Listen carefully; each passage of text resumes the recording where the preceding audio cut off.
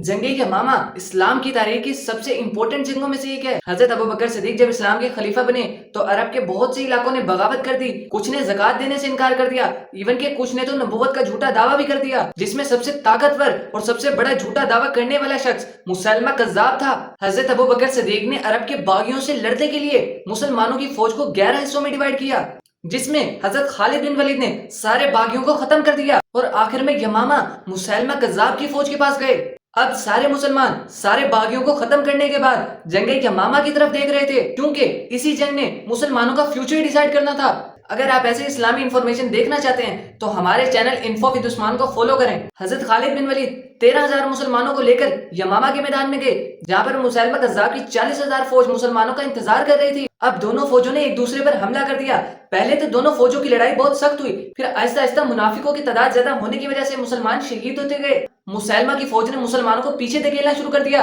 और यहाँ तक कि इतना पीछे धकेला कि वो उनके खैमों तक पहुंच गए, जहाँ मुसलमानों की औरतें इवन के हजरत खालिद बिन वलीद की बीवी भी उन्हीं कैंप्स में थी। ऐसा लग रहा था कि मुसलमान ये जंग छोड़कर भाग जाएंगे और मुसलमा ये जंग आसानी से जीत जाएगा। खालिद बिन वलीद को इस बात का पता था कि अगर ये मुसलमान हार गए तो मुसलमा अपनी फौज लेकर मदीना पर हमला कर देगा, और अब जब कोई और ऑप्शन नहीं था तो हजरत खालिद बिन वलीद, ज़ैद बिन खत्ताब और कुछ और सहाबा कराम मुसलमानों की फौज से निकलकर दुश्मन की फौज की तरफ बढ़ने लगे और ये बहुत सारे कुफारों को मारने लगे। जब मुसलमानों ने अपने लीडर खालिद बिन वलीद की बहादुरी को देखा तो उनका हौसला भी बढ़ने लगा और आहिस्ता आहिस्ता मुसलमान दोबारा आने लगे और इतना जोर के हमला किया कि मुसलमा कज़्ज़ाब की सारी फौज को पीछे धकेल दिया और ये फौज भाग भाग कर एक बाग में पहुंची जो चारों तरफ से कवर्ड था। वहां मुसलमा और उनकी सारी फौज ने बाग के दरवाजे बंद कर कर अपने आप को वहां सिक्योर कर लिया। लोग जंग यमामा को जंग हुनैन के साथ कंपेयर करते हैं, क्योंकि उसमें जब कुफार ने मुसलमानों पर हमला किया तो मुसलमान पीछे होने लगे। इस मौके पर आप सल्लल्लाहु अलैहि वसल्लम ने कुफार पर दोबारा हमला किया और लीडरशिप की एक मिसाल कायम की और मुसलमा कज़्ज़ाब की फौज ने अपने आप को एक किले में महफूज कर लिया था।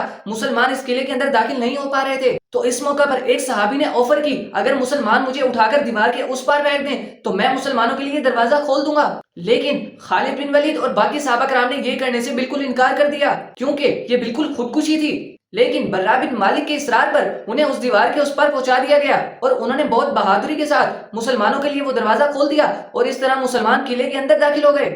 और बहुत तेजी से मुसलमा की फौज को क्रश करने लगे। ये देखकर मुसलमा भी जंग का मैदान छोड़कर भागने लगा। लेकिन मुसलमानों की फौज में एक सहाबी ऐसा था जो सिर्फ इसलिए आया था कि वो किसी तरह मुसलमा कज़्ज़ाब को मार सके, हजरत वाशी रज़ियल्लाहु तआला अन्हा, क्योंकि इससे बहुत साल पहले गज़वाए ओहद में अबू सुफियान की बीवी हिंदा के कहने पर वाशी ने हजरत मोहम्मद सल्लल्लाहु अलैहि वसल्लम के चचा हजरत हमजा को शहीद कर दिया था। इतने बड़े दुख के बावजूद जब रसूलुल्लाह सल्लल्लाहु अलैहि वसल्लम ने मक्का फतह किया तो आप सल्लल्लाहु अलैहि वसल्लम ने वाशी को माफ कर दिया, लेकिन आप सल्लल्लाहु अलैहि वसल्लम ने उसे कहा कि दोबारा मेरे सामने कभी ना आना। वाशी इस दाग को दूर करने के लिए मुसलमानों के सबसे बड़े दुश्मन मुसलमा कज़्ज़ाब को मारना चाहता था। जब मुसलमानों की बाकी सारी फौज जंग में बिजी थी तो वाशी मुसलमा के पीछे जा रहा था। जब उन्होंने देखा कि मुसलमा जंग छोड़कर भाग रहा है तो उन्होंने अपना नेजा उठाया और मुसलमा को मार दिया और इस तरह मुसलमा मर गया और नजद का ये सारा इलाका दोबारा मुसलमानों के कंट्रोल में आ गया और मुसलमानों ने मदीना की बाकी सारी बगावतों को खत्म कर दिया और एक दफा फिर हजरत अबू बकर सिद्दीक पूरे मदीना के खलीफा बने। पूरे अरब को ये बात समझ आ गई कि रसूलुल्लाह सल्लल्लाहु अलैहि वसल्लम के बाद इस्लाम खत्म नहीं हुआ। जब मुसलमानों की जंग यमामा की फतह की खबर मदीना पहुंची